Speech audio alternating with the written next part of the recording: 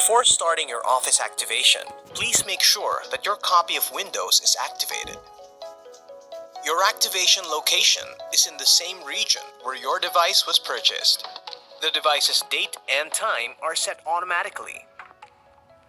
Now, let's get started with your Office activation. It only takes 7 steps to activate your copy of Office. Step 1. Launch any Office app from your app list or by typing in the search bar. Step 2. To start the activation process, sign in with your Microsoft account. If you don't have a Microsoft account yet, create one and then sign in.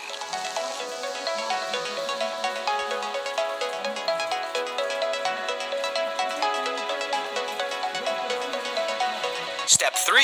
Click on the Activate Office option when it pops up. Step 4. When a web browser window appears, sign in with your Microsoft account and follow the next activation prompts. Step 5. Follow the instructions and complete steps 1, 2, and 3 of the activation process. Step 6. Once Office is ready, open your Office app and click on the refresh icon. Step 7. Open a new or an existing document, then click Accept on the license agreement.